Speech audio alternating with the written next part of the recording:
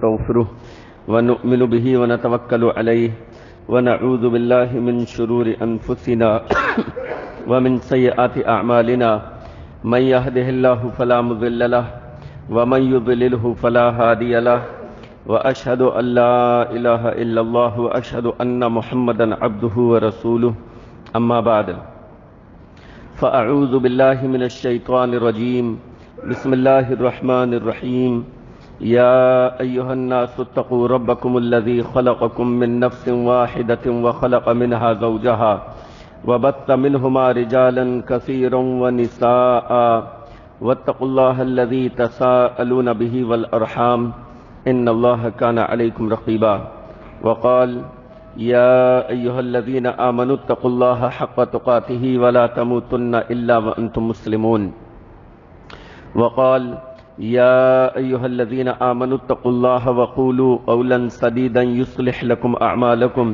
ويغفر لكم ذنوبكم ومن يطع الله ورسوله فقد فاز فوزا عظيما وقال الله تعالى في موضع آخر قل إن كنتم تحبون الله فاتبعوني يحببكم الله ويغفر لكم ذنوبكم وقال النبي صلى الله عليه وسلم صلوا كما رأيتموني أصلي محترم حضرات و خواتین، نماز میں ہونے والی غلطیوں کے تعلق سے یہ 5واں جمعہ ہے اور آج 5ویں اور آخری قسط ہے۔ آپ حضرات کے سامنے نماز میں ہونے والی تقریباً 35 غلطیاں اب تک رکھی گئی ہیں کہ جو نماز میں ہوتی ہیں، جس میں بہت ساری چیزیں آپ حضرات کے سامنے آئیں۔ اب آئیے اس موضوع کی آخری قسط آج کی جو ہے پوری کرتے ہیں، اور وہ بعض کمیاں، بعض کوتاہیاں جو نمازیوں سے ہوتی ہیں نماز کے دوران، ان کی طرف اشارہ کیا جائے، ان کی نشاندہی کی جائے تاکہ ان غلطیوں سے بچا جا سکے اور ان پر عمل کیا جا سکے۔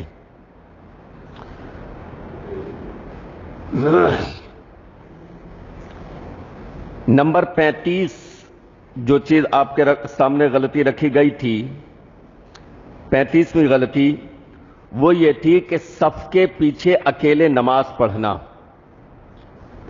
صف کے پیچھے اکیلے نماز پڑھنا۔ لہذا اللہ کے نبی علیہ السلام نے ایک شخص کو دیکھا کہ وہ صف کے پیچھے تنہا نماز پڑھ رہا ہے، یعنی جماعت جب ہو چکی تو آپ نے دیکھا کہ ایک آدمی پیچھے اکیلا ہے، تو اللہ کے نبی علیہ السلام نے اس کو نماز دہرانے کا حکم دیا، فَأَمَرَهُ أَن يُعِيدَ، نماز اس کو دہرانے کا حکم دیا۔ اور دوسری روایت کے الفاظ ہیں کہ رسول اللہ صلی اللہ علیہ وسلم نے اس سے کہا کہ نماز دہراؤ، اس لیے کہ جو شخص صف کے پیچھے تنہا نماز پڑھتا ہے اس کی نماز نہیں ہوتی۔ اب پچھلے ہفتے یہ بات یہاں سے رہ گئی تھی کہ اگر کوئی شخص پیچھے نماز پڑھ رہا ہے تو اس کی 2 شکلیں ہیں۔ ایک تو یہ ہے کہ آگے صف میں جگہ باقی ہے، اس صورت میں رسول گرامی علیہ السلام کا یہ فرمان اس پر لاگو ہوتا ہے کہ پیچھے تنہا اس کی نماز نہیں ہوگی، جبکہ صف میں جگہ باقی ہے، یعنی صف میں جگہ باقی ہے اور وہ صف میں ملے بغیر صف میں نہ ملے بلکہ پیچھے اکیلا کھڑا ہو جائے تو ایسا شخص جماعت سے الگ ہو گیا۔ لہذا رسول اللہ صلی اللہ علیہ وسلم نے فرمایا کہ اس کی تنہا کی نماز نہیں ہوگی۔ ایک شکل یہ ہے کہ آگے صفیں مکمل ہو چکی ہیں، جگہ ہی نہیں ہے، جگہ ہی باقی نہیں ہے صف میں، اور یہ شخص وضو کر کے آیا، اب اس کے ساتھ کھڑا ہونے والا بھی کوئی نہیں ہے، تو نہ تو یہ صف میں کسی کے ساتھ کھڑا ہو سکتا ہے اور نہ پیچھے صف میں اس کے ساتھ کوئی کھڑا ہونے والا ہے، یہ اکیلا بچا۔ تو ایسی صورت میں اس شخص کی اس حالت کو ضرورت پر محمول کیا جائے گا، مجبوری پر محمول کیا جائے گا، لہذا اب یہ پیچھے اکیلا کھڑا ہو سکتا ہے، اس کی یہ جو ہے مجبوری میں محمول کیا جائے گا، لہذا یہ اکیلا پیچھے کھڑا ہو سکتا ہے۔ اچھا، کیا اس میں وہ آگے سے پیچھے کو کسی کو لے لے گا؟ جیسے ایک عرصے تک اس طرح کا عمل رہا، یہ کیا جاتا تھا کہ بھائی اگلی صف سے کسی کو پیچھے کھینچ لیا، لیکن یہ درست نہیں ہے۔ اگلی صف سے کسی کو پیچھے اپنے ساتھ کھینچنا یہ درست نہیں ہے۔ اس کی کئی وجوہات ہیں۔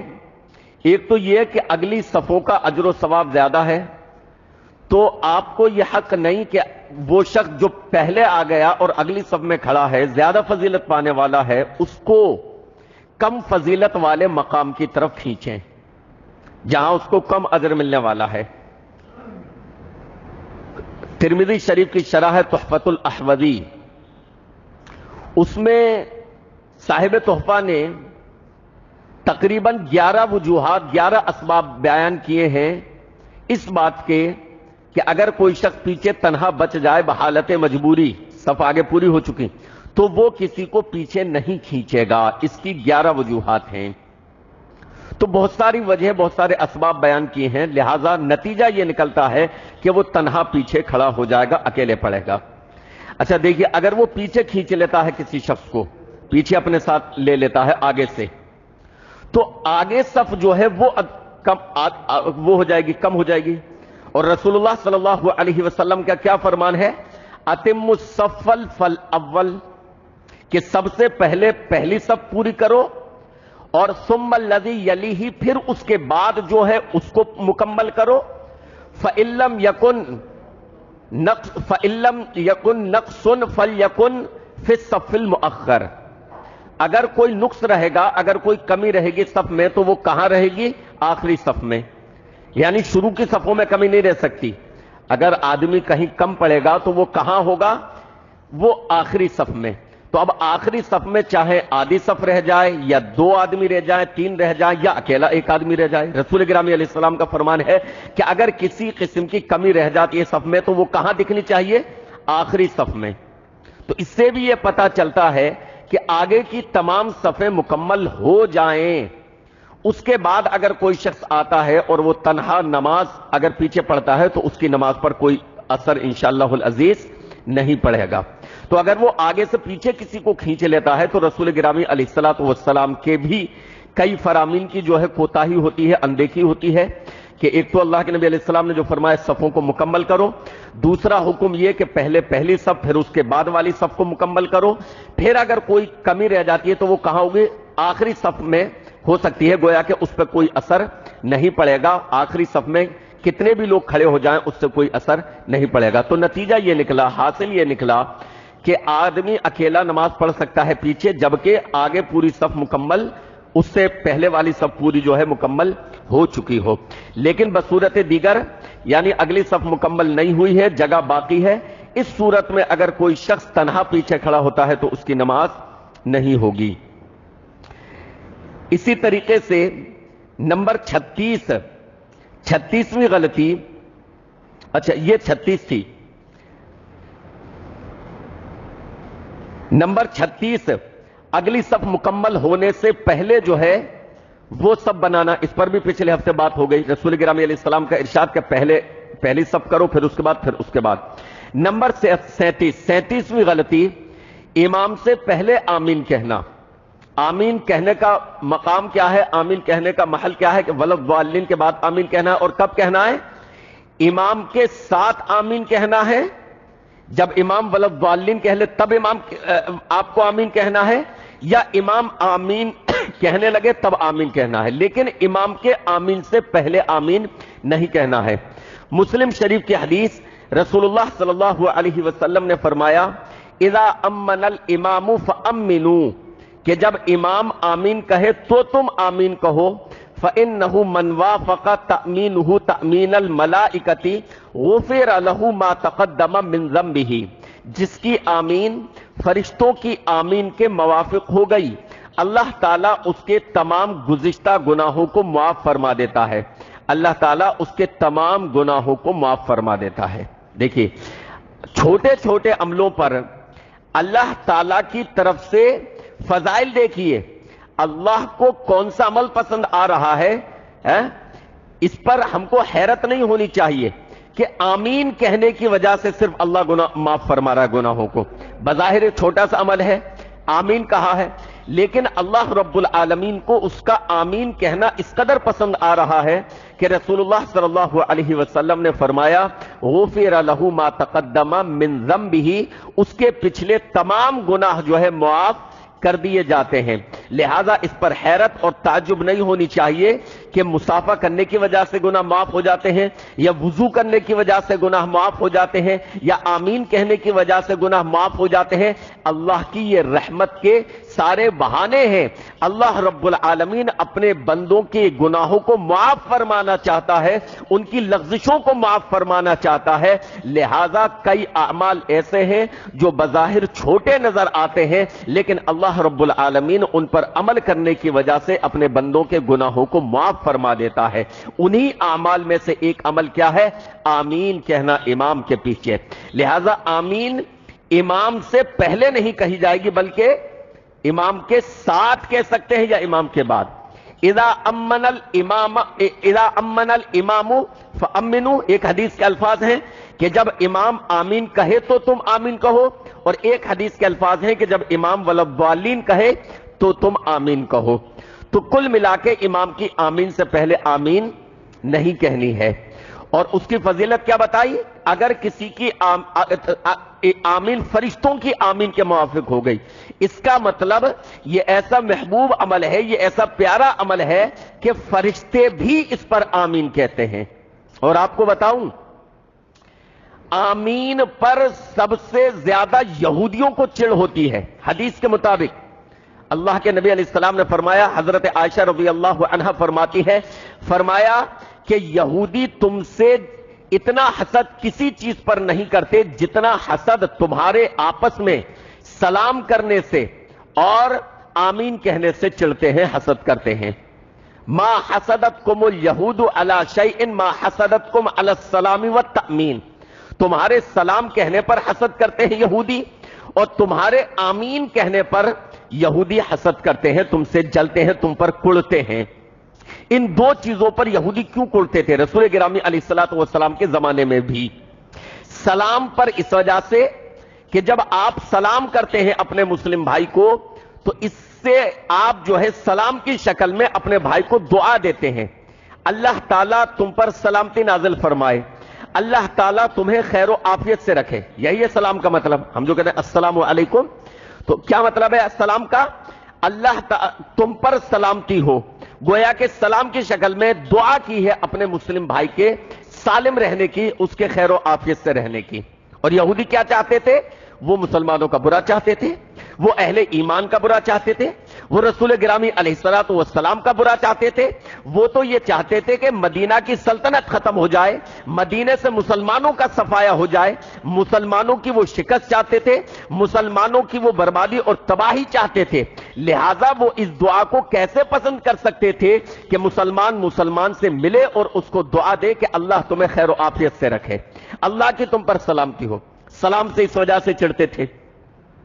آمین پر کیوں چڑھتے تھے؟ سوچنے والی بات ہے. اسی میں یہ مسئلہ بھی آ جائے گا کہ آمین جو پچھلی غلطیوں میں گزر چکا ہے کہ آمین زور سے کہنا یہ سنت رسول ہے، آہستہ نہیں. آمین زور سے کہنا رسول اللہ صلی اللہ علیہ وسلم زور سے کہا کرتے تھے. حضرت عبداللہ ابن زبیر رضی اللہ عنہ کے بارے میں آتا ہے کہ انہوں نے ولضالین کہا تو آمین کہا، اور ان کے مقتدیوں نے بھی آمین کہا، اور اتنی زور سے آمین کہا کہ یوں محسوس ہوا کہ جیسے مسجد گونج اٹھی. یعنی جب سارے مقتدی آمین کہیں گے تو زور سے کہیں گے تبھی یہ کیفیت پیدا ہوگی. اب سوال یہ پیدا ہوتا ہے کہ یہودی رسول اللہ صلی اللہ علیہ وسلم کے زمانے میں مسلمانوں کے آمین کہنے سے کیوں چڑھتے تھے؟ بھائی آمین اگر آہستہ کہی جائے تو یہودیوں کو پتہ چلتا. اب تو مسجدیں جو ہے شہروں میں زمین کم ہونے کی وجہ سے جو ہے پیکنگ والی مسجدیں ہیں. پہلے زمانے میں جو مسجدیں ہوتی تھیں ہمارے بزرگوں نے بھی جو دیکھی ہوں گی کہ، اور ابھی بھی گاؤں دیہاتوں میں ہے کہ مسجد میں صحن ہوتا تھا، اللہ اکبر، اور اس میں نماز پڑھنے کا الگ ہی مزہ ہوتا ہے. ابھی بھی ان مسجدوں میں اگر آپ نماز پڑھیں تو بڑا روح پرور منظر ہوتا ہے کہ گزرگاہ سے لوگ گزر رہے ہیں، امام کی قرات ان کو سنائی دے رہی ہے، مسلمان کس طریقے سے عبادت کر رہے ہیں ان کو پتا چل رہا۔ ابھی تو بہت سارے لوگ یہ سمجھتے ہیں نعوذ باللہ، انہیں پتا بھی نہیں کہ مسجد میں بھی شاید کوئی مورتی ہو، یہ اس کی عبادت کرتے ہوں گے، پتہ ہی نہیں ہے کہ کیسے عبادت کرتے ہیں، کیونکہ زمین کی کمی کی وجہ سے سسٹم ایسا بن گیا شہروں کا کہ مسجدیں ایک دم پیکنگ والی ہوتی ہیں۔ پہلے مسجدیں اس طرح کی ہوتی تھیں کہ باہر جو ہے باقاعدہ صحن بھی ایک رہتا تھا، تو کچھ نمازیں باہر ہوتی تھیں، گرمیوں میں فجر کی نماز باہر صحن میں ہوتی تھی، یا گرمیوں میں مغرب اور عشاء کی خاص کر باہر ہوتی تھی، مغرب بالخصوص باہر آنگن میں ہوتی تھی، تو بڑا ایک روح پرور منظر ہوا کرتا تھا۔ تو میں آپ کو اس نقطے کی طرف لے جانا چاہ رہا تھا کہ اللہ کے نبی علیہ السلام نے جو فرمایا کہ یہودی تمہارے آمین کہنے پر جلتے ہیں، اس کی کیا وجہ تھی؟ اگر آمین مسلمان آہستہ کہتے تو یہودی جلتے، یہودیوں کو کیا پتا، یہودیوں کو پتہ ہی نہیں کیا کہتے، کیوں جلتے تھے؟ اس وجہ سے کہ الحمدوں کے ترجمے پر جب آپ غور کریں گے تو الحمدوں میں کیا الفاظ ہیں آخر میں؟ غیر المغضوب علیہم ولا الضالین، اہدنا الصراط المستقیم صراط الذین انعمت علیہم غیر المغضوب علیہم ولا الضالین، یہی الفاظ ہے نا؟ ان الفاظ میں کیا کہتا ہے ایک نمازی؟ اے اللہ، اے میرے رب، مجھے سیدھے راستے پر چلا، اہدنا الصراط المستقیم صراط الذین انعمت علیہم، ان لوگوں کے راستے پر چلا کہ جن پر تو نے انعام فرمایا، جن پر تو نے انعام فرمایا، غیر المغضوب علیہم ولا الضالین، اور مغضوب علیہ کے راستے پر مت چلا، ان کے راستے پر مت چلا جن پر تیرا غضب نازل ہوا، اور نہ گمراہوں کے راستے پر چلا۔ مفسرین آیت کی تشریح کرتے ہیں کہ مغضوب سے مراد یہودی ہے، ان پر جو ہے اللہ کا غضب نازل ہوا تھا، اور گمراہ سے مراد سورہ فاتحہ میں نصرانی ہے، نصرانی۔ تو جب امام قرات کرتے اور کہتے غیر المغضوب علیہم ولا الضالین، گویا کہ یہ دعا کی جاتی ہے اللہ سے کہ اللہ ہمیں یہودیوں کے راستے پر مت چلا، ہمیں نصرانیوں کے راستے پر مت چلا۔ تو پیچھے سارے مسلمان کہتے زور سے آمین، تو یہودی یہ سن کر جلتے تھے کہ ہمارے خلاف بد دعا کی جا رہی ہے، یا وہ اپنے حق میں دعا کر رہے ہیں ہمارے خلاف، اور سارے کے سارے پیچھے آمین کہہ رہے ہیں۔ اب سوچو، اگر یہودیوں کو اگر قرات آہستہ کی جاتی تب بھی پتہ نہیں چلتا، آمین آہستہ کہی جاتی تب بھی یہودی نہیں جلتے، یہودی آمین کہنے پر پھر کیوں جلتے؟ کیونکہ پھر تو آہستہ کی جا رہی، انہیں پتہ ہی نہیں چلتا۔ جلنے کی وجہ یہی تھی کہ زور سے کہتے تھے، اور یہودی جو گزر رہے ہوتے تھے یا پیچھے ہوتے تھے، وہاں راستوں پر کھڑے ہوتے تھے، وہ سنتے تھے کہ کس بات پر آمین کہا جا رہا ہے، اس وجہ سے وہ حسد اور جلن کیا کرتے تھے۔ کچھ باتیں ایسی ہیں جن کو سمجھا جا سکتا ہے، جن کو سمجھا جا سکتا ہے بڑی آسانی سے، کہ رسول گرامی علیہ السلام نے یہ کیوں فرمایا کہ یہودی سلام پر تم سے جو ہے حسد کرتے ہیں اور آمین کہنے پر تم سے حسد کرتے ہیں۔ اس کا مطلب کہ مسلمان رسول گرامی علیہ السلام کے زمانے میں بھی زور سے آمین کہتے تھے، جس کو یہودی سنتے تھے اور یہ سمجھتے تھے باقاعدہ کہ یہ سورہ فاتحہ میں دعا کرتے ہیں اللہ سے کہ ہمیں یہودی اور نصرانیوں کے راستے پر مت چلا، اور سارے کے سارے لوگ بیک زبان ہو کر کہتے ہیں زور سے آمین۔ تو اس چیز کو سن کر پھر وہ حسد کیا کرتے تھے، جلا کرتے تھے۔ تو میرے بھائیوں، ایک تو یہ کہ آمین کہنی چاہیے امام کے پیچھے، دوسرا یہ کہ زور سے کہنی چاہیے، اور تیسرا یہ کہ امام کی آمین سے پہلے آمین نہیں کہنا ہے، امام کے ساتھ ہی کہنا ہے، یعنی پوری جماعت کے ساتھ کہنا ہے۔ نمبر 38ویں غلطی نماز پڑھنے والوں کی، اقامت ہو جانے کے بعد بھی سنتوں میں مصروف رہنا۔ یہ ایک عام غلطی ہے کہ اقامت ہو گئی فرض نماز کی، اس کے بعد بھی کچھ لوگ سنتوں میں مشغول رہتے ہیں، جبکہ اللہ کے نبی علیہ الصلوۃ والسلام نے ارشاد فرمایا، مسلم شریف کی حدیث، اذا اقیمت الصلاۃ فلا صلاۃ الا المکتوبہ، جب نماز کی اقامت کہہ دی گئی، اقامت جماعت کھڑی ہونے سے پہلے جو کہی جاتی ہے نا، اللہ اکبر اشہد اللہ الہ الا اللہ، جو ایک آدمی کہتا ہے نا جماعت کھڑی ہونے، اس کو اقامت کہتے ہیں۔ تو اللہ کے نبی علیہ السلام نے فرمایا جب نماز کی اقامت کہہ دی جائے فلا صلاۃ الا المکتوبہ، تو اس فرض نماز کے علاوہ کوئی نماز نہیں ہوتی۔ تو گویا کہ اقامت کے بعد اگر کوئی شخص اپنی سنتوں میں مشغول ہے تو اس کی وہ نماز ہوتی ہی نہیں، پڑھ کر کیا فائدہ؟ اقامت ہونے کے بعد ضروری ہے کہ فرض نماز میں شامل ہو جائیے، اس کے بعد پھر کسی سنت کی کسی نفل کی کوئی اہمیت نہیں ہے فرض نماز کے ہوتے ہوئے، ہوگی ہی نہیں۔ اللہ کے نبی علیہ السلام نے فیصلہ فرما دیا کہ نماز ہوتی ہی نہیں۔ لہذا اگر کسی شخص نے پہلے سے نیت باندھ رکھی ہے، اس دوران اقامت ہو گئی، اس کی ابھی ایک رکعت باقی ہے، یا ابھی وہ رکوع میں ہے، ابھی وہ سجدے میں ہے، اقامت ہو چکی، تو اپنی سنتوں کی نیت توڑ کر فرض نماز میں شامل ہو جانا چاہیے۔ نماز سنتوں کی نیت توڑنے میں کوئی گناہ نہیں ملے گا۔ بہت سارے لوگ جلدی جلدی پوری کرنا چاہتے ہیں، کیا فائدہ؟ رسول اللہ صلی اللہ علیہ وسلم نے مہر لگا دی کہ اب بھائی نماز ہو ہی نہیں رہی تمہاری، تو پڑھ کر کیا فائدہ؟ اور اللہ کے نبی علیہ السلام نے اپنی طرف سے تو نہیں فرمایا کچھ بھی، اللہ تعالیٰ کی طرف سے منظور شدہ باتیں ہیں ساری کی ساری، اللہ رب العالمین کی طرف سے۔ وما ينطق عن الهوى ان هو الا وحی یوحى۔ تو جب رسول اللہ صلی اللہ علیہ وسلم نے لکیر کھینچ دی، مہر لگا دی، اس کے بعد اب نماز ہو ہی نہیں رہی تمہاری اکیلے پڑھنے والے کی، تو فائدہ کیا پڑھ کر؟ لہذا نیت توڑ دیجئے وہاں پر۔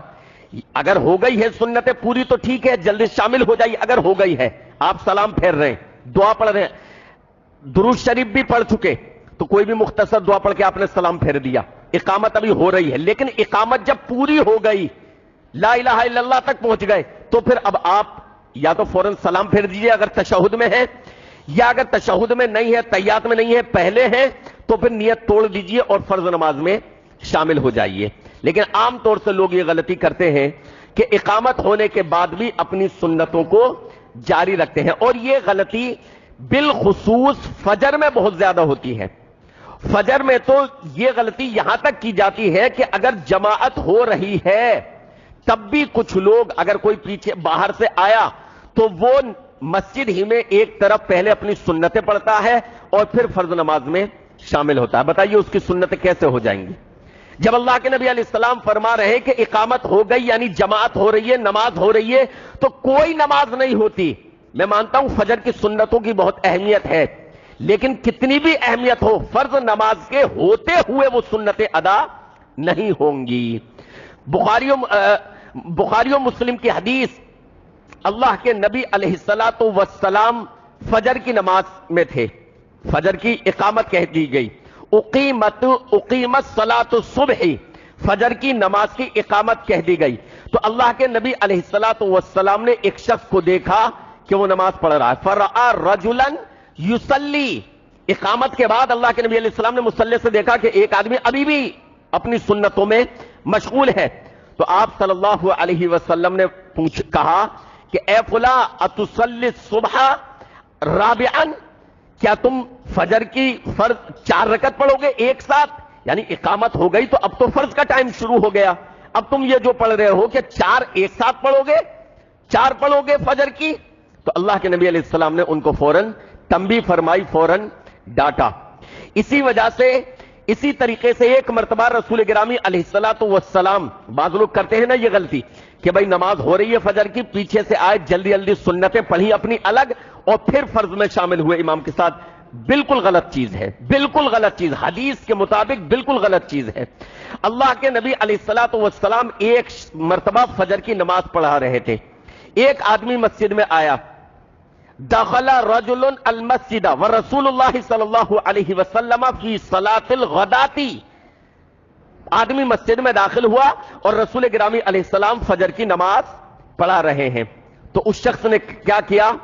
فصلی رکعتین فی جانب المسجد، مسجد کے ایک طرف جو ہے وہ 2 رکعتیں پڑھ لیں، ثم دخل مع رسول اللہ صلی اللہ علیہ وسلم، پھر رسول گرامی علیہ السلام کے ساتھ جماعت میں شریک ہو گیا۔ اللہ کے نبی علیہ السلام کو سب پتا ہے کہ یہ پیچھے اس نے 2 رکعت پڑھی ہے، کیونکہ رسول گرامی علیہ السلام کا ایک معجزہ یہ آیا ہے حدیثوں میں کہ میں تمہیں پیچھے سے بھی دیکھتا ہوں، یعنی جب نماز پڑھا رہے ہوتے تھے تو پیچھے تم کس کیفیت میں ہو، کیا حالت میں ہو، مجھے معلوم رہتا ہے، مجھے پتا چلتا ہے۔ رسول گرامی علیہ الصلوۃ والسلام کے معجزات ہیں۔ تو اس شخص نے اکیلے نماز پڑھی الگ جماعت کے ہوتے ہوئے، آپ صلی اللہ علیہ وسلم نے سلام پھیرا تو کہا کہ اے فلاں بِأَيِّ الصَّلَاتَيْنِ اعْتَدْتَ، تم نے دونوں نمازوں میں کون سی نماز کو شمار کیا کہ تمہاری ہوئی؟ کون سی نماز؟ ابِصَلَاتِكَ وَحْدَكَ ام بِصَلَاتِنَا، جو تم نے تنہا پڑھی تھی 2 رکعت وہ تمہاری ہوئی، یا ہمارے ساتھ جو پڑھی تھی وہ ہوئی؟ کون سی تمہاری ہوئی، کون سی شمار کیا؟ رسول اللہ صلی اللہ علیہ وسلم دیکھی کس قدر خفا ہوئے ان پر۔ کون سی تم نے؟ گویا کہ اقامت ہونے کے بعد یا جماعت ہونے کی شکل و صورت میں اور کوئی سنت ہوتی ہی نہیں، لیکن اس کے باوجود تم نے جماعت کے ہوتے ہوئے فجر کی 2 سنتیں پڑھی، تو کیا تمہاری وہ 2 سنتیں ادا ہو گئیں؟ اللہ قبول فرمائے گا؟ رسول اللہ صلی اللہ علیہ وسلم نے ایک طریقے سے سیدھے الفاظ میں یہ دریافت کیا، یہ پوچھا کہ اللہ تمہاری ان 2 سنتوں کو قبول فرما لے گا؟ ایک چیز، یا تو مانو کہ انہیں قبول فرما لیا تو تمہارے فرض نہیں ہوئے، یا سمجھو کہ فرض ہوئے تو وہ نہیں فرض کیسے نہیں ہوتے؟ فرض تو ہو رہے تھے، تو فرض تو ہونے ہی تھے۔ سیدھا سا اشارہ یہ تھا کہ تمہاری سنتیں ادا نہیں ہوئیں۔ تو سیم یہ کیفیت جو آج ہماری مسجدوں میں، بہت ساری مسجدوں میں دیکھی جاتی ہے، سیم یہی کیفیت تھی، اور اللہ کے نبی علیہ السلام نے ان کو تنبیہ فرمائی، ان کو ڈانٹا، کیونکہ نئے نئے مسائل تھے، بہت سارے لوگوں کو معلوم نہیں تھا، لیکن ان کی ایک خاصیت تھی، ان کو جیسے ہی پتا چلتا عمل شروع کر دیتے۔ ان کی خاصیت یہ تھی۔ ہماری اور آپ کی خاصیت کیا ہے؟ عوام کی آج کل کی خاصیت کیا ہے؟ سنتے رہیں گے لیکن عمل نہیں کرنا۔ عمل وہی کرنا ہے جسے کہتے ہیں ہندی اردو میں ایک محاورہ کہ پرنالہ وہی بہے گا۔ ساری باتیں سن لی لیکن وہی پانی بہنا ہے، کرنی اپنی سی ہے۔ نعوذ باللہ، کیسے مسلمان ہیں ہم؟ رسول گرامی علیہ الصلوۃ والسلام کے فرامین سامنے آئے، نبی علیہ الصلوۃ والسلام کی احادیث سامنے آئے، اور ہم وہی عمل کرتے رہے جو کرتے ہیں، کوئی ہمارے کانوں پر جوں نہیں رنگے۔ ان کی یہ خاصیت تھی، ان کی یہ صفت تھی۔ رسول گرامی علیہ الصلوۃ والسلام جب ٹوکتے، جب تنبیہ فرماتے، جب تعلیم فرماتے، جب حکم دیتے، جب ارشاد فرماتے، تو فوراً وہ اس بات کو مان لیا کرتے تھے۔ اچھا، فجر کی نماز کا چل رہا ہے، سنتوں کا۔ اب آپ کے ذہن میں سوال پیدا ہوگا وہ 2 سنتیں ہم کب پڑھیں؟ فجر کی جو ہماری 2 سنتیں رہ جائیں، ظاہر ان کی فضیلت بہت ہے، اور ان کی اہمیت اس قدر ہے کہ اللہ کے نبی علیہ السلام نے فجر کی 2 سنتوں کو سفر میں بھی نہیں چھوڑا ہے۔ سفر میں آپ صلی اللہ علیہ وسلم سنتیں نہیں پڑھتے تھے، فرض قصر کرتے تھے، آدھی فرض پڑھتے تھے، ظہر، عصر اور عشاء کی، لیکن سنتیں نہیں پڑھتے تھے، لیکن سوائے فجر کی سنتوں کے فجر کی سنتیں پڑھتے تھے، اور وتر، یہ 2 چیزیں سفر میں بھی آپ صلی اللہ علیہ وسلم نے نہیں چھوڑی۔ تو ظاہر اہمیت ہے فجر کی سنتوں کی بہت زیادہ۔ اب سوال یہ پیدا ہوتا ہے کب پڑھیں؟ اہمیت ہے لیکن اتنی اہمیت نہیں کہ فرض کے ہوتے ہوئے پڑھی جائیں، لیکن ان 2 سنتوں کو پڑھنا ہے تو کب پڑھیں؟ تو بھائیوں، اس کا سیدھا سا طریقہ یہ ہے کہ جب فرض نماز ہو جائے اس کے بعد اپنی وہ 2 سنتیں پڑھ لیں، فوراً پڑھ لیں، یا سورج کے نکلنے تک ذکر و اذکار میں مصروف رہے ہیں تو بعد میں بھی پڑھ سکتے ہیں۔ دونوں چیزوں کا ثبوت حدیث سے ملتا ہے، ٹھیک ہے؟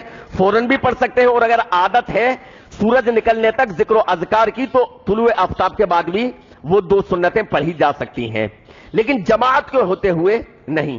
رسول اللہ صلی اللہ علیہ وسلم نے ایک مرتبہ فجر کی نماز پڑھائی، ترمذی کی حدیث ہے، اللہ کے نبی علیہ الصلوۃ والسلام نے فجر کی نماز پڑھائی، فجر کی نماز سے سلام پھیرا، آپ صلی اللہ علیہ وسلم نے دیکھا کہ نماز ہونے کے بعد ایک شخص جو ہے پھر انہوں نے نیت باندھ لی، تو آپ نے پوچھا ان سے کہ بھئی کون سی پڑھ رہے ہو؟ اب فجر کی تو 2 ہی رکعت فرض ہے، اب یہ تم کون سی پڑھ رہے ہو؟ کیا 4 رکعت ہے صبح کی؟ تو انہوں نے کہا اللہ کے رسول صلی اللہ علیہ وسلم، فرض سے پہلے جو 2 رکعت ہوتی ہیں وہ میں نہیں پڑھ سکا تھا، لہذا میں ان کو اب پڑھ رہا ہوں، فرض سے پہلے جو 2 سنتیں ہوتی ہیں وہ نہیں پڑھ سکا تھا۔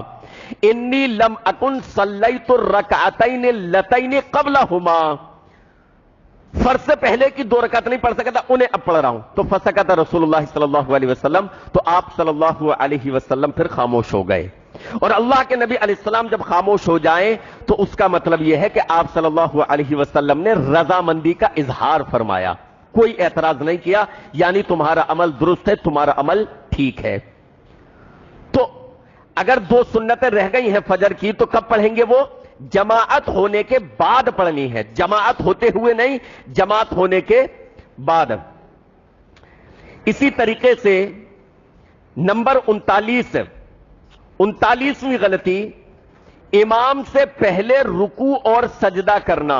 نماز پڑھنے والوں کی 39ویں غلطی کیا ہے؟ امام کے رکوع اور سجدے سے پہلے رکوع میں چلے جانا، سجدے میں چلے جانا۔ میرے بھائیوں، یہ انتہائی سخت غلطی ہے۔ رسول اللہ صلی اللہ علیہ وسلم نے تو اس پر یہ تک وعید سنائی ہے، یہ تک وعید سنائی ہے، امام سے پہلے ادا کرنا، چاہے رکوع کرنا، سجدہ کرنا، یا رکوع سے سجدے سے پہلے امام سے پہلے سر اٹھا لینا۔ ان الفاظ میں وعید سنائی ہے کہ اللہ تعالیٰ کہیں اس کے سر کو گدھے کا سر نہ بنا دے۔ اللہ تعالیٰ ناراض ہوتے ہوئے کہ امام سے ہٹ کر امام سے پہلے سبقت کرنا، فرمایا کہیں گدھے کا سا سر اس کا نہ بنا دے۔ تو امام سے پہلے اور رکوع سجدہ، امام سے پہلے رکوع سجدہ یا کوئی بھی رکن جو ہے ادا نہیں کرنا چاہیے، امام کے پیچھے پیچھے چلنا چاہیے۔ اور آپ کتنی بھی جلدی کر لیں، فائدہ کیا؟ بھائی امام سے پہلے رکوع یا سجدہ کر کے فائدہ کیا؟ مسجد سے باہر تو پہلے نکل نہیں جائیں گے، جب امام سلام پھیریں گے تبھی جو ہے آپ نماز سے فارغ ہوں گے۔ تو امام سے پہلے رکوع اور سجدہ کرنے کا فائدہ کیا؟ کتنی بھی اگر امام سے پہلے رکوع اور سجدہ کر لیں گے تو کیا سلام پھیر کر بھی پہلے چلے جائیں گے؟ نہیں جا سکتے۔ اللہ کے نبی علیہ الصلوۃ والسلام نے ارشاد فرمایا کہ اے لوگو، انما انا امامکم فلا تسبقونی بالرکوع ولا بالسجود ولا بالقیام ولا بالانصراف۔ اے لوگو، میں تمہارا امام ہوں، لہذا مجھ سے آگے مت بڑھو۔ کس میں؟ نہ رکوع کرنے میں، نہ سجدہ کرنے میں، نہ کھڑے ہونے میں، اور نہ سلام پھیرنے میں، مجھ سے آگے مت بڑھو۔ تو مقتدیوں کو پیچھے پیچھے چلنا۔ بعض لوگوں میں یہ بڑی غلطی اور کوتاہی پائی جاتی ہے اور بار بار سمجھانے کے باوجود سمجھ میں نہیں آتا۔ اللہ تعالیٰ ان کو سمجھ عطا فرمائے کہ رکوع اور سجدہ امام کے پیچھے پیچھے کرنا ہے، امام سے پہلے نہیں کرنا ہے۔ نمبر 40ویں غلطی کہ آپ پیچھے سے آئے اور امام صاحب نماز پڑھا رہے ہیں تو بہت سارے لوگ کیا کرتے ہیں، آپ پیچھے سے آئے وضو کر کے، کہ جماعت میں شریک ہونے کے لیے امام کے کھڑے ہونے کا انتظار کرتے ہیں، جبکہ یہ انتظار نہیں کرنا ہے، بلکہ کیا کرنا ہے؟ وضو کر کے آئے یا مسجد میں جیسے ہی داخل ہوئے جماعت تک آئے تو امام جس کیفیت میں ہے اسی حالت میں شریک ہو جانا ہے، اسی حالت میں شریک ہو جانا ہے۔ امام کے کھڑے ہونے کا انتظار نہیں کرنا ہے کہ سجدے میں ہے تو پہلے کھڑے ہو جائیں یا اتحیات میں ہے تو پہلے کھڑے ہو جائیں، نہیں، اس کا انتظار نہیں کرنا ہے۔ امام جس حالت میں ہے اسی حالت میں شریک ہو جانا ہے۔ اللہ کے نبی علیہ الصلوۃ والسلام نے ارشاد فرمایا، اذا وجدتم الامام ساجدا فاسجدوا، جب تم امام کو سجدے کی حالت میں پاؤ تو تم بھی سجدہ کرو، او راکعا فرکعوا، اور اگر رکوع کی حالت میں پاؤ تو رکوع کرو، او قائما فقوموا، یا قیام کی حالت میں پاؤ تو تم بھی قیام کی حالت میں ہو جاؤ، کھڑے ہو جاؤ۔ تو امام کو جس حالت میں، بلکہ ایک حدیث کے الفاظ اللہ کے نبی علیہ الصلوۃ والسلام نے ارشاد فرمایا، اذا اتی احدکم المسجد والامام علی حال فلیصنع کما یصنع الامام، کہ جب تم میں سے کوئی شخص مسجد میں نماز پڑھنے کے لیے آئے اور امام کسی کیفیت میں ہو، نماز پڑھاتے ہوئے وہ کسی بھی حالت میں ہو، تو وہ اسی حالت میں شریک ہو جائے جو امام کر رہا ہے، جس کیفیت میں امام ہے۔ تو اپنی لاجک نہیں لگانی ہے کہ سجدے کی حالت میں ہوئے تو یہ ایک سجدہ ہمارے کس طرح لکھا جائے گا۔ عوام یہی لاجک لگاتی ہے، عوام یہی منطقیں لگاتی ہے کہ یار ہمیں جو ہے پوری رکعت چاہیے، پوری صاف ستھری، بنا ٹوٹی پھوٹی، رجسٹر میں درج ہونی چاہیے کہ اس نے ایک رکعت امام کے ساتھ پائی اور 2 رکعتیں اپنی پڑھی، 2 امام کے ساتھ پوری پائی اور 2 اپنی پڑھی۔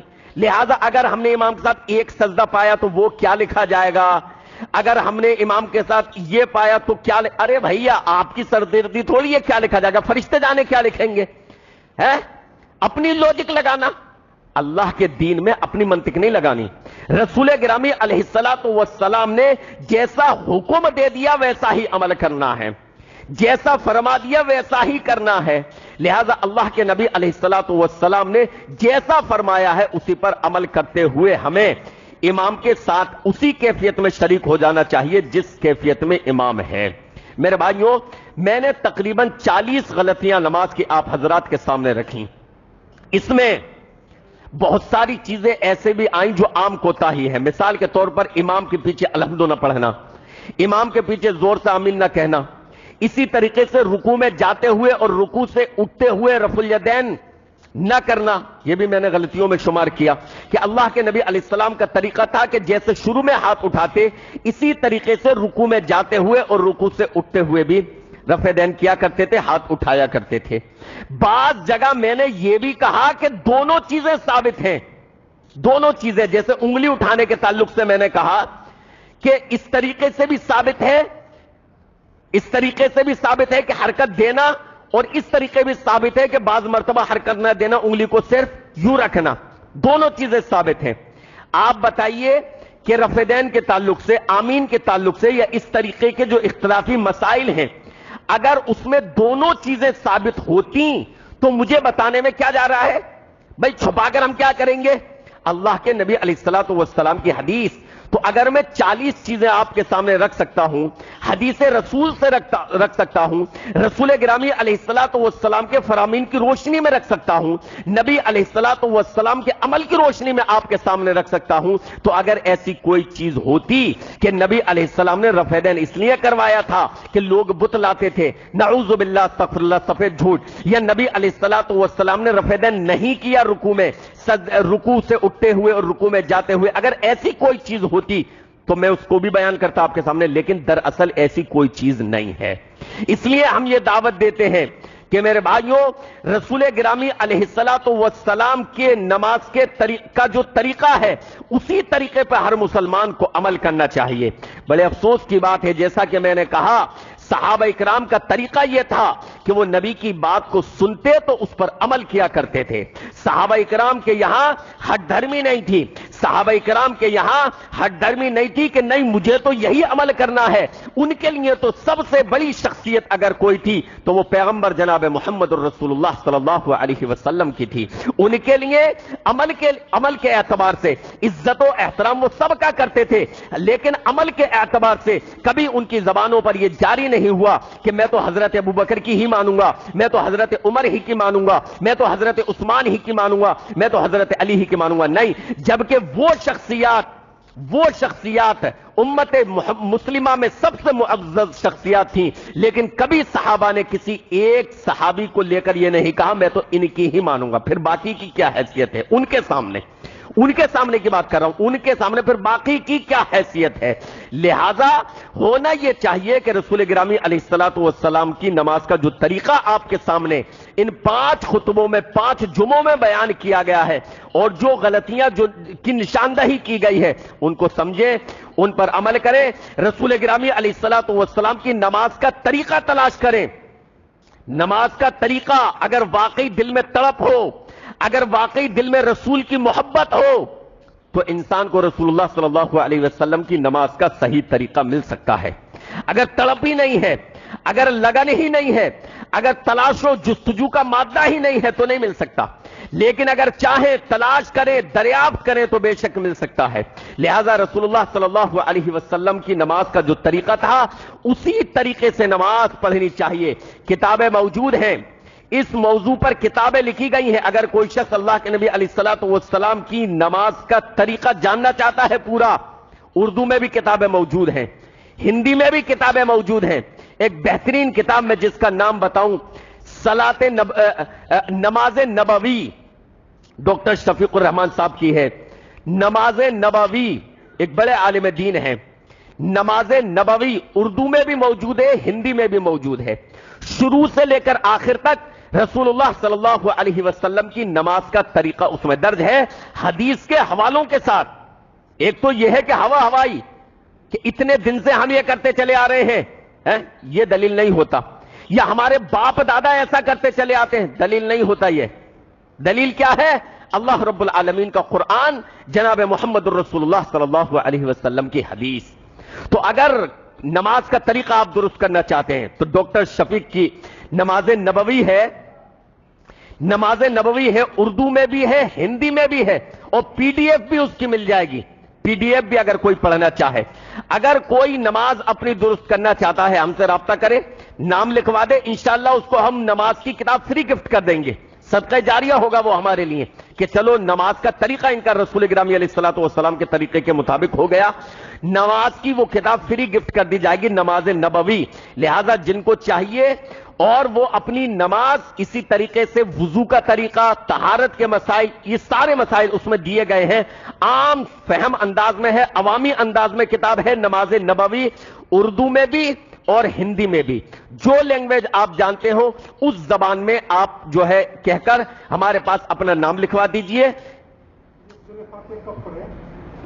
یہ دیکھیے سوال کا وہ نہیں ہے، خطبے میں بولنے کی اجازت نہیں ہوتی مقتدیوں کو، اور اللہ کے نبی علیہ الصلوۃ والسلام نے سختی کے ساتھ اس سے منع کیا ہے۔ بہرحال کہا ہے کہ سورہ فاتحہ کب پڑھیں، سورہ فاتحہ کب پڑھیں گے، تو اللہ اکبر جب کہہ دیا امام نے اور دعائے استفتاح آپ نے اپنی پڑھ لی، اس کے بعد آپ الحمدو پڑھیں گے، اس کے بعد جو ہے الحمدو پڑھنی ہے، اور الحمدو کے بغیر نماز نہیں ہوتی ہے، الحمدو کے بغیر۔